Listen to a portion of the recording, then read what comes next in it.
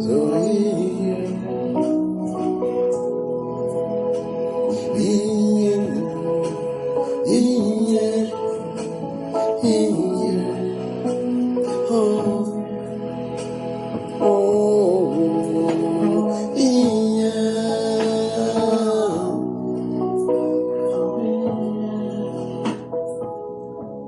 vous salue, peuple aimé de Dieu.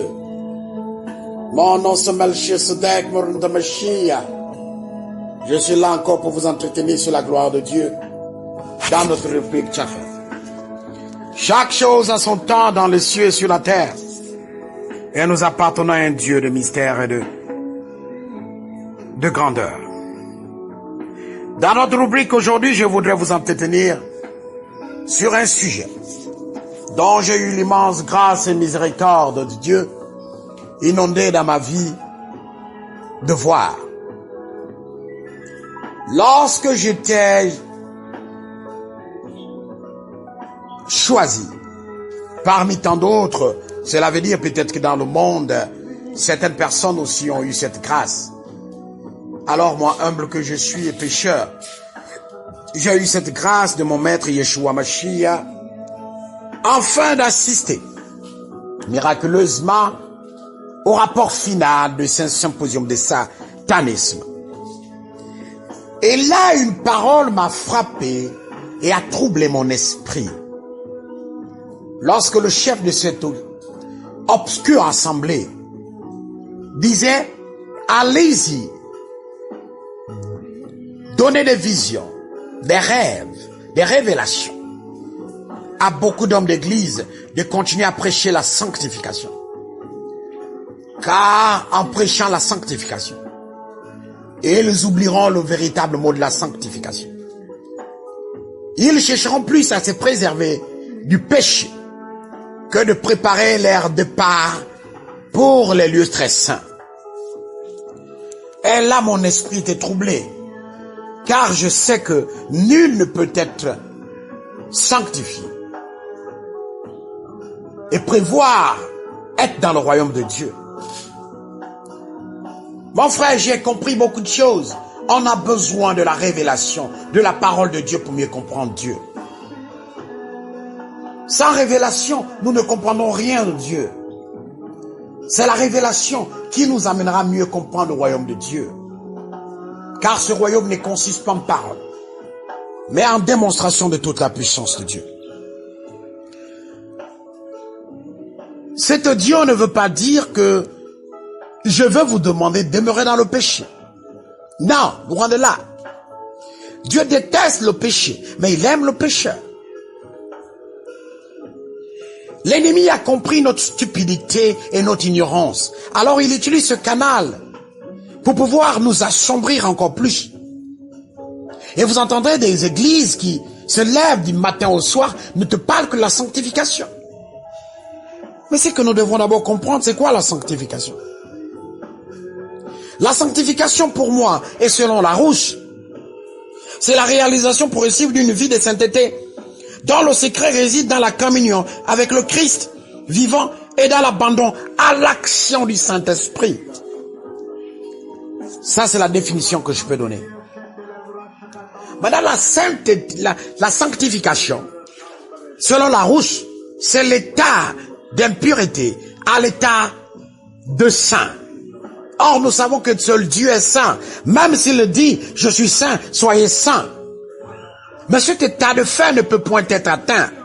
Et aussi, aujourd'hui, je vais vous démontrer par A plus B, que lorsqu'on est, la sainteté est déjà en nous. Elle est en nous, et au temps opportun, elle se développe, et elle s'assoit en nous.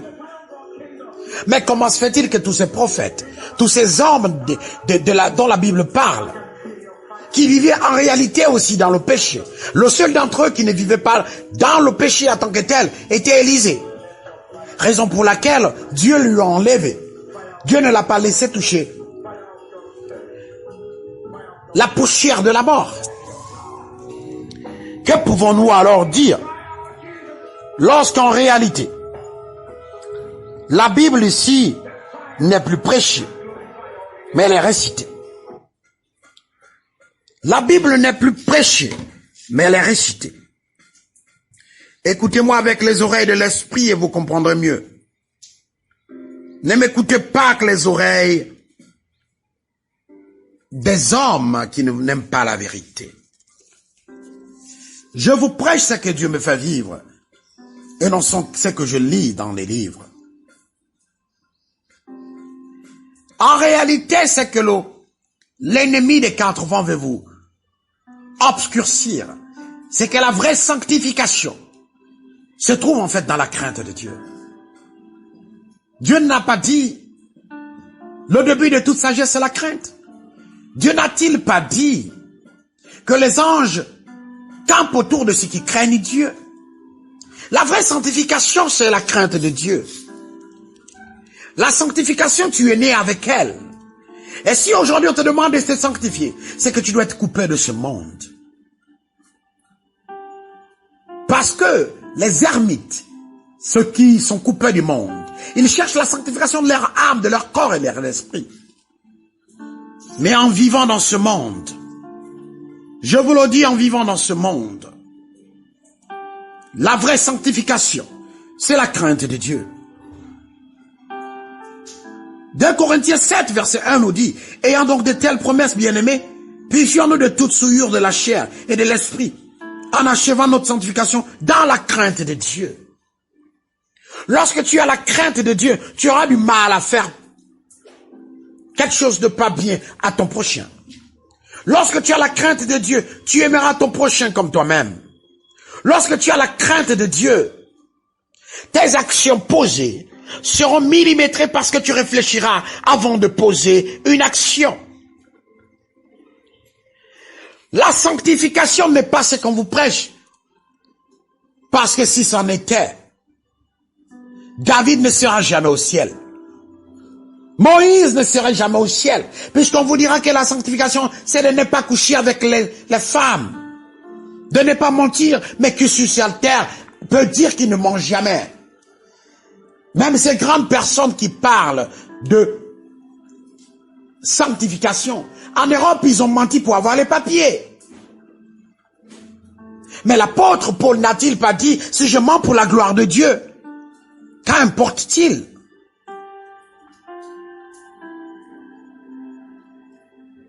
Purifions-nous de toute souillure de la chair et de l'esprit, en achevant notre sanctification dans la crainte de Dieu. La crainte de Dieu est véritablement la vraie sanctification. Parce que la crainte de Dieu t'amènera à la sagesse. Et la sagesse te donnera le discernement. Et le discernement t'apprendra à trouver ce qui est bien ou ce qui est mauvais. Je vais encore vous choquer parce que Dieu ne m'a pas appelé pour vous plaire. Quand Dieu dit, vous serez saints car je suis saint. La vraie sainteté, c'est la crainte de Dieu. Mais surtout, en recherchant la paix, on se sanctifie, comme Hébreux 12, verset 14 nous dit. Cherchez la paix avec tous et la sanctification sans laquelle personne ne verra le Seigneur. Un cœur qui n'a pas d'amour ne peut pas voir le Seigneur. La véritable sanctification, c'est la crainte de Dieu. Et la crainte de Dieu amènera l'amour de Dieu. Et lorsque tu as l'amour de Dieu, tu as la sagesse. Tu veux plaire à Dieu dans chaque action que tu poses. Ce ne sera point des actions des hommes que tu poseras. Tu ne poseras pas les actions des hommes. Mais tu poseras des actions pour plaire à Dieu. Tu poseras chaque jour, chaque seconde, des actions pour plaire à Dieu.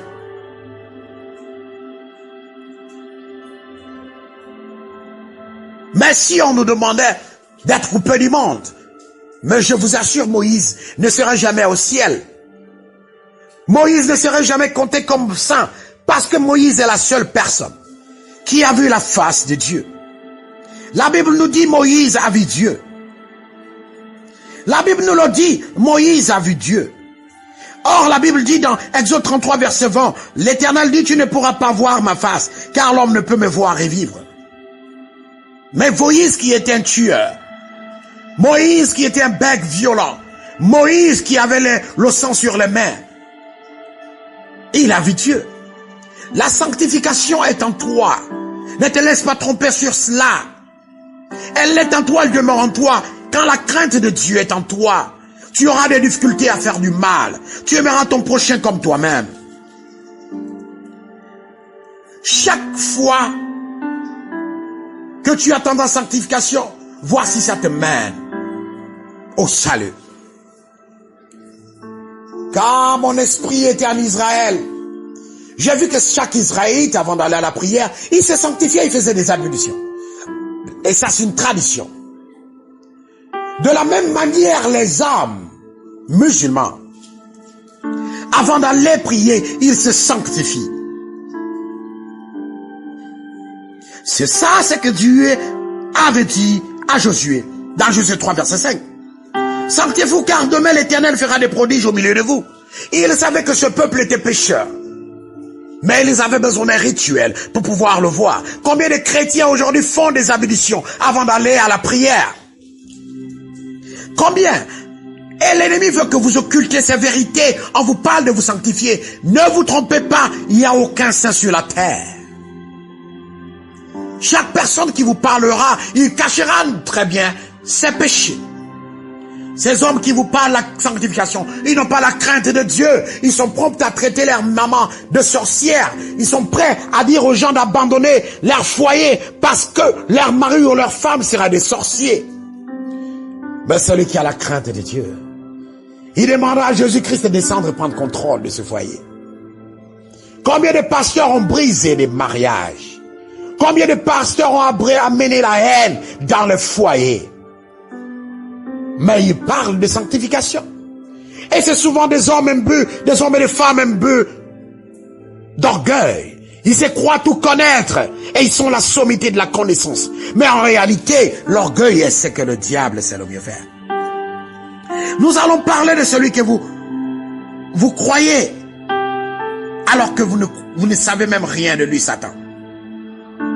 Satan est un fils de Dieu et je vous les assure, il maîtrise mieux la sanctification que vous. Personne ne peut se mettre devant Dieu sans être sanctifié. Or, celui-là que vous appelez l'ennemi de Dieu, en réalité qui n'est point l'ennemi de Dieu parce qu'il a la crainte de Dieu. Il respecte Dieu plus que vous et moi. Et c'est cette crainte de Dieu qui amène la sanctification en lui. Malgré le mal qu'il fait, malgré qu'il est l'incarnation du mal, il se tient devant Dieu. Vous et moi, nous tenons devant Dieu. Je vais vous expliquer quelque chose. Quand vous lisez Job 1, verset 9 à 11, ou Job 2, verset 4 à 5, vous allez comprendre. On dit que Satan était apparu comme un intrus qui cherchait à détruire la relation harmonieuse entre Dieu. La Bible dit, lorsque Dieu recevait ses fils, une partie ici, vous devez comprendre que Satan est le fils de Dieu. Il connaît qui est Dieu. Il connaît sa relation. C'est juste un enfant perdu. Comme nous tous, nous sommes perdus. Mais il connaît les valeurs de Dieu que nous ignorons. Alors lorsque Satan, qui était avant un chérubin, un être de lumière, lorsqu'il s'apprête à se présenter chaque fois devant son maître et son créateur, avec la crainte qu'il a, il se sanctifie pour y aller. La Bible dit dans Job 1 verset 6, « Or les fils de Dieu vinrent un jour se présenter devant l'Éternel et Satan vint aussi au milieu d'eux. » Parce qu'il est fils de Dieu. Lorsque les anges glorieusement revêtus se mettent devant la face de Dieu, Satan vient aussi glorieusement revêtu se mettre devant au milieu de Dieu parce qu'il doit rendre compte à Dieu. Et la Bible nous dit, son rôle c'est de tuer, détruire et voler. C'est le rôle qui lui a été assigné par Dieu. Et sans Satan, nous ne verrons jamais la puissance de Dieu. Sans la pauvreté, nous ne pouvons pas voir la valeur des riches.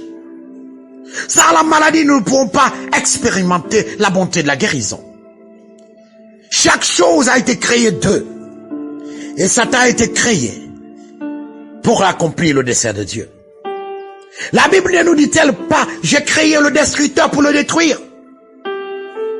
Nous n'avons pas compris la valeur de la sanctification.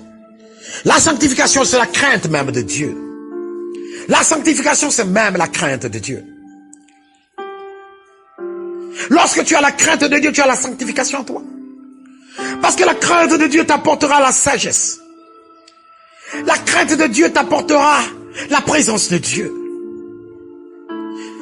Dieu sait que le péché abondera toujours sur la terre. Et parce que ce beau péché abondera sur la terre, sa grâce surabondera en nous. Nous pouvons voir dans Zacharie 3, verset 1. Lorsque celui-ci dit, il me fit voir Josué, le souverain sacrificateur debout devant l'ange de l'Éternel. Et Satan qui se tenait à sa droite pour l'accuser. Là encore, nous avons une image de Satan qui se présente devant le Saint des Saints. Mais Satan n'est pas sanctifié. Selon vous, pourquoi alors a-t-il cette capacité de se tenir devant la sainteté elle-même? Pouvez-vous m'expliquer cela? Il y a un point d'explication, c'est l'ignorance. La vraie sanctification, c'est la crainte de Dieu. C'est la crainte de Dieu qui nous amènera au paradis, non pas la sanctification de notre chair. Notre chair n'a point de valeur devant Dieu. Si la chair avait la possibilité de nous sauver, Dieu ne demandera jamais à son prophète Osée d'aller souiller son corps avec une prostituée. Mais quels sont les plus grands vagabonds de la Bible? Nous avons Salomon qui souillait son corps avec le sexe chaque jour. Même pour la petite histoire, sachez une chose. Que dans la terre, notre Saint et glorieux Seigneur Yeshua Mashiach est né dans une maison polygame. Parce que la tribu de Juda vient de l'un des fils d'Israël.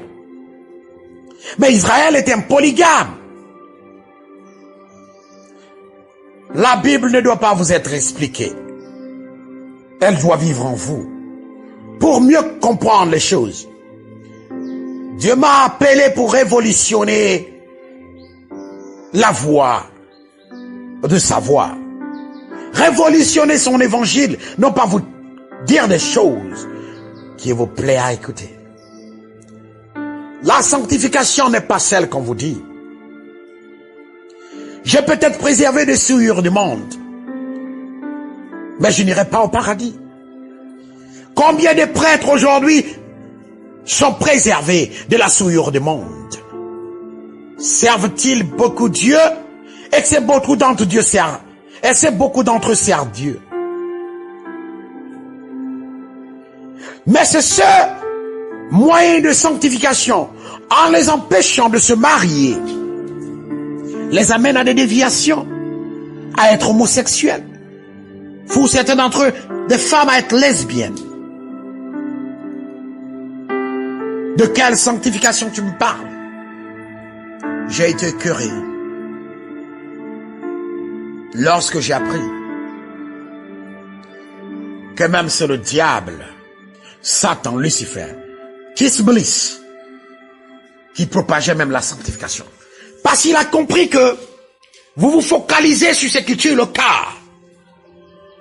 Vous ne vous focalisez pas sur celui qui a le pouvoir de tuer le corps et l'esprit. Mais ton corps, c'est quoi? Quand on te demande qu'il faut préserver ton corps, sanctifie-toi, ne salue pas ceci, sois pas ami avec les non-chrétiens, ne sois pas ami avec des musulmans. Moi, je vous dis, ma meilleure partenaire d'affaires, je ne fais pas des affaires avec des chrétiens, c'est des musulmans, parce que j'ai trouvé une vérité en eux. Mais je suis mon Dieu, parce que mon Dieu est la vérité. J'ai compris que les musulmans que vous critiquez beaucoup ne prennent pas la division. Combien de divisions le chrétien prêche? Chaque jour, vous allez voir. C'est ce qui prône ici. Celui qui a telle église ne va pas à telle église parce que ce pasteur est faux. Nous passons plus de temps à traiter les autres de faux que de chercher la crainte de Dieu. Qui peut dire que tel est faux? Aujourd'hui, quand j'écoute cette voix, connais-toi toi-même, tu connaîtras l'univers et les dieux. Cette parole n'est pas d'un chrétien, mais cette parole est d'un profane, ami intime de Lucifer. Mais il a compris. J'ai compris une chose. Si tu conçus le bien dans le bien, tu ne comprendras jamais quand le mal viendra te frapper. Mais si tu construis le mal, le bien dans le mal, tu comprendras mieux la valeur du bien.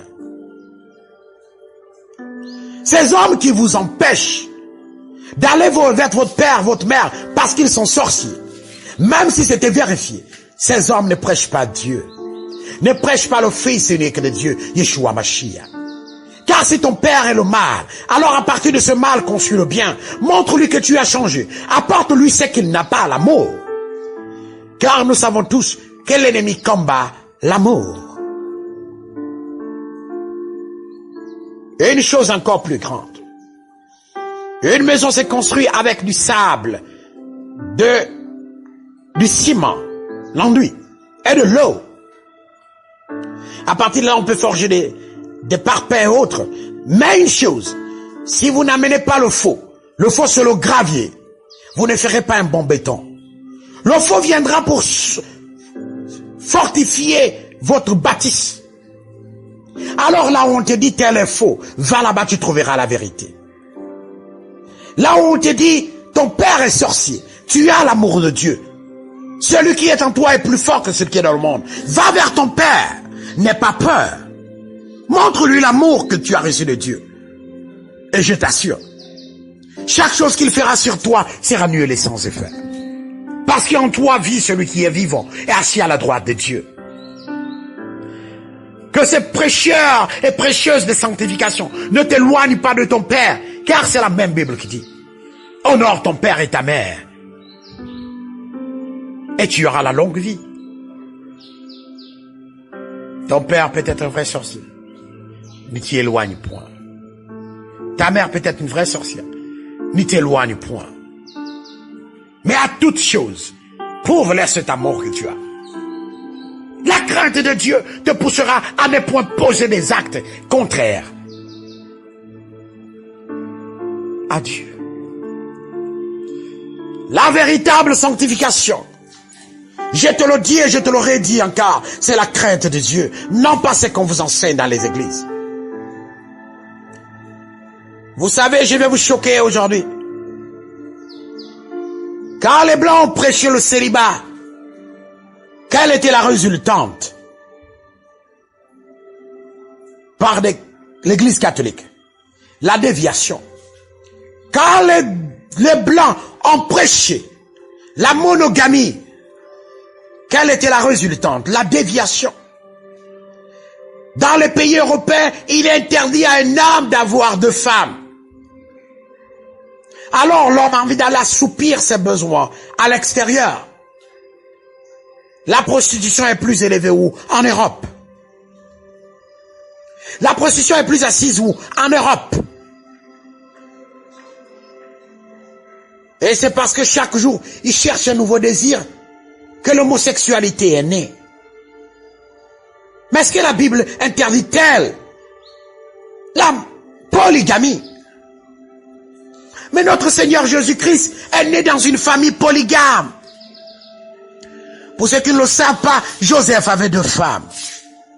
Il avait marié une autre. Ceux qui ne le savent pas encore, il est né dans un alinéa. Son arbre géologique est connecté à la polygamie. Mais lorsque tu prêches cela, tu seras traité de faux.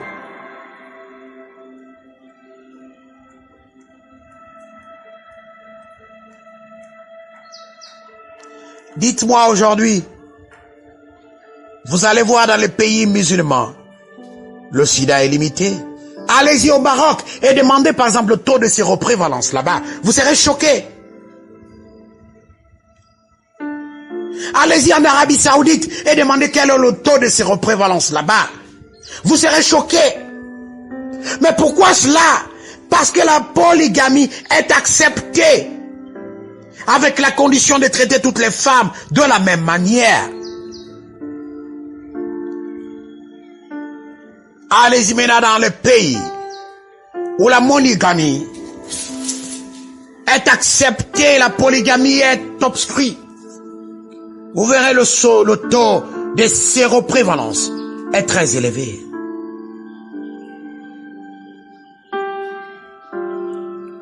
Et c'est quoi la sanctification? Pierre avait 2 femmes. Le savez-vous? Mais je vais vous apprendre. Paul, dans chaque endroit où Paul allait, il avait une âme. Mais c'est le même Paul qui vous a parlé de vous sanctifier. D'avoir qu'une seule femme. Non, Paul ne l'a pas dit. Vous interprétez mal les Écritures. Mais ça n'est pas le but de ce Tchafat. Je voudrais juste vous dire, la sanctification, c'est la crainte de Dieu. La Bible est claire. C'est pas la crainte de Dieu qu'on a la sagesse de Dieu. C'est pas la crainte de Dieu qu'on fera la présence de Dieu. Le début de la sagesse, c'est la crainte de Dieu. Les anges de Dieu campent autour de ceux qui craignent Dieu. Et l'Éternel se montre favorable à ceux qui le craignent. Il les protège et rallonge leur vie. Vous pouvez être sanctifié, pubère, être comme un moine. Mais tant que vous n'avez pas la crainte de Dieu, vous n'aurez rien.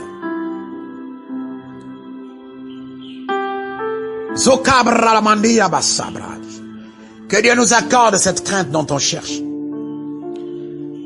J'ai été choqué lorsque j'ai vu dans ce rapport de cette conférence mondiale des satanistes en Inde qui s'est tenue dans la nuit de jeudi à vendredi 26 au 27 juillet 2019.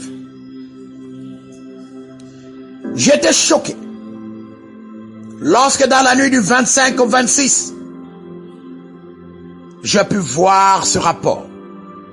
Et l'ennemi instruit ses anges apostats d'aller prêcher la sanctification et de ne point les montrer ce qui les amènera vers le ciel. Vous avez plus la crainte de ceux qui tuent le corps.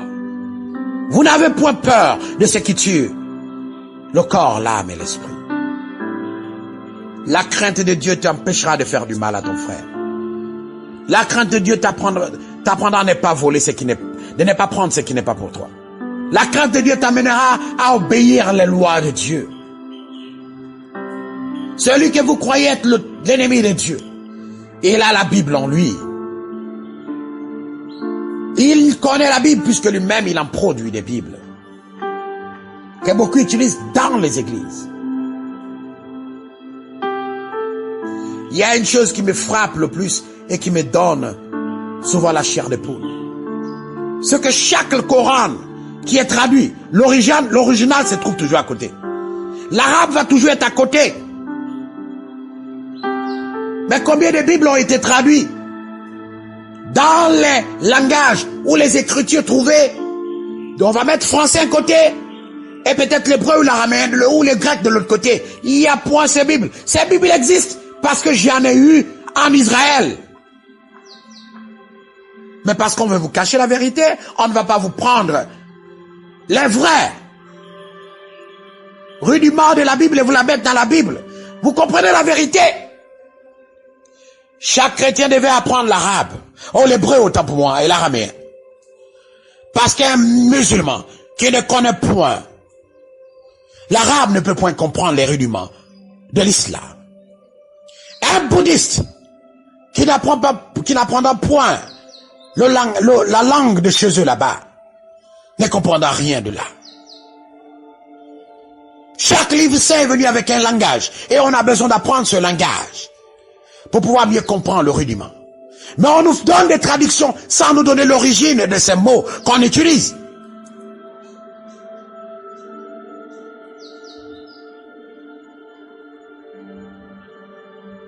Dans certains pays, lorsqu'on dit par exemple Badolo au Gabon, ce qui en réalité veut dire argent, mais en réalité Badolo peut aussi signifier la richesse. Lorsqu'on va par exemple dans le pays élevé, on dira l'argent c'est Ega. Mais Ega aussi ne signifie pas Et gars aussi peuvent signifier la richesse.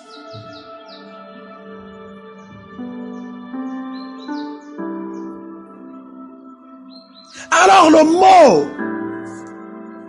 qu'on peut utiliser en hébreu, par exemple comme iman, qui vient des mots, qui parle de la foi.